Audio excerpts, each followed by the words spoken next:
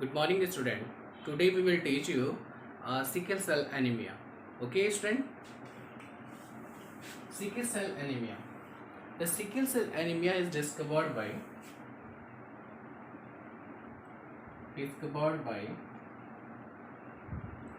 Neil and Bain in 1949. Okay, student. The sickle cell anemia, it means human body जो होता है, human body के अंदर RBC present होता है। आरबीसी होता है रेड ब्लड कॉर्पस्कल्स। इसका जो फॉर्मेशन होता है वो बोन मैरो में होता है। ओके फ्रेंड, जो आरबीसी होता है उसके अंदर हमारे जो होंगे 4 पॉलीपेप्टाइड चेन्स प्रेजेंट होते हैं।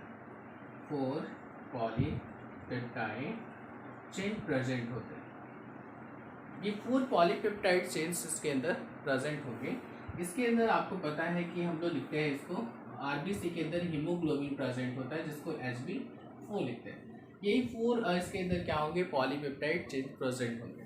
यहाँ पे 2 जो होते हैं हमारे क्या होंगे, अल्फा चेन्स होती हैं, 2 अल्फा चेन, और 2 जो होती हैं वो बीटा चेन होती है। ओके स्टूडेंट, इस बीटा चेन्स पे क्या होते हैं, प्रोटीन्स लगी होती हैं, और मोनोमेरिक फॉर्म में हमारे एलानिन्स होते हैं और ग्लूटामिक एसिड और भी बहुत सारे प्रोटीन्स होते हैं जो इसमें लगे होते हैं, एक चेन में लगे होते हैं। तो इसकी जो फर्स्ट पोजीशन पे जो होगा, फर्स्ट पोजीशन पे क्या होगा, आपका वैलिन्स होंगे, वैलिन। ओके, वैलिन होंगे। और इसकी 6 पोजीशन पे ग्लूटामिक एसिड होता है। ग्लूटामिक एसिड होता है। इस ग्लूटामिक एसिड का जो कंट्रोल होता है एक जीन के द्वारा होता है, एक डोमिनेंट जीन के द्वारा इसका कंट्रोल होता है। तो इसका जो कंट्रोल बाय जीन, ठीक है, इसका जो कंट्रोल होता है एक जीन के द्वारा होता है जिसको हम लोग क्या नाम देते हैं, डोमिनेंट जीन कहते हैं। ओके स्टूडेंट, ये इसका जो कंट्रोल होगा एक डोमिनेंट जीन के द्वारा होता है। जब क्या होता है, ब्लड में जब ऑक्सीजन की कमी हो जाती है, ब्लड में जब ऑक्सीजन की कमी होगी, इट मीन्स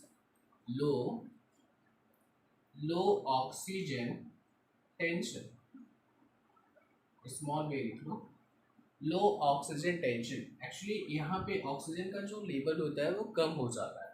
तो उस कंडीशंस में जो फर्स्ट पोजीशन का जो वैलेंस है वो 6 पोजीशंस की ग्लूटामिक एसिड पे आकर जुड़ जाता है। ओके स्टूडेंट, तो इस पोजीशन में क्या होगा, जो 1 नंबर का जो वैलेंस होगा, वैलिन जो होगा यहाँ पे देखिएगा, वैलिन,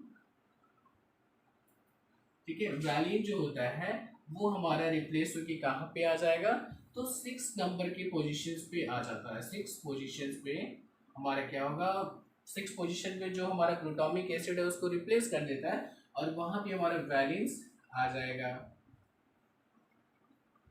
ओके स्टूडेंट, अब यहाँ पे जब वैलिन आता है तो जो आरबीसी का जो शेप होता है, जो इसका जो शेप होगा, जो इसका शेप हो जाता है वो सिकल हो जाता है, सिकल शेप हो जाता है,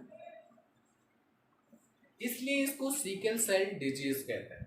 इसलिए इसको क्या कहेंगे, सिकल सेल डिजीज या सिकल एनीमिया कहते हैं, सिकल सेल एनीमिया, एनीमिया।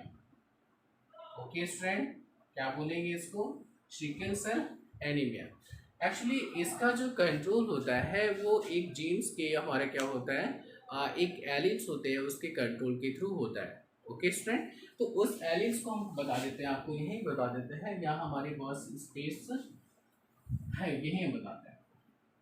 यहाँ पे देखिए, जो सिकल सेल एनीमिया का जो हमारा जीन्स होता है वो एक एलिन्स पे डिपेंड करता है। तो इस एलिन्स को हम लोग नाम देते हैं HbA और HbS। ओके स्टूडेंट, HbA और HbS। ठीक है। जब ये जो दोनों हमारे क्या होते हैं, नॉर्मल कह सकते हैं, हर एक ह्यूमन बॉडी के अंदर ये प्रेजेंट होता है। एक्चुअली इसको हम एक्सप्लेन करते हैं कि एक ग्रास के थ्रू क्या क्या प्रोसेस होता है। ओके स्टूडेंट, तो आइए हम लोग इसको जानेंगे एक प्रोसेस के थ्रू।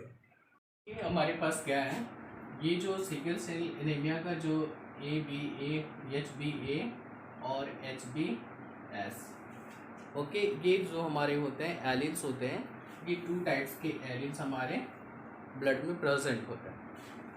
एक्चुअली ये तो हमारे क्या है, आप देख रहे हैं एक स्मॉल a, और ये हेट्रोजाइगस कंडीशन में है, हेट्रोजाइगस इस कंडीशन में रहता है। तो इसमें जो भी हमारे ऑफस्प्रिंग प्राप्त होंगे वो कैसे होंगे, कैरियर्स होते हैं, कैरियर, इसको क्या बोलेंगे हम लोग, कैरियर्स।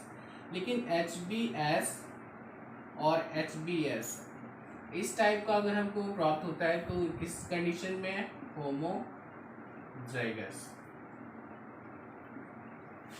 होमोजाइगस। तो इस कंडीशन में अगर होमोजाइगस की कंडीशन में है तो ये हमारा क्या करेगा, डिजीज क्रिएट करेगा। Okay, disease create. एक्चुअली अगर HbA और HbA हो जाता है तो ये हमारे जो होते हैं वो भी क्या है, होमोजाइगस कंडीशन में है, लेकिन ये क्या हो जाएंगे, नॉर्मल होंगे, नॉर्मल।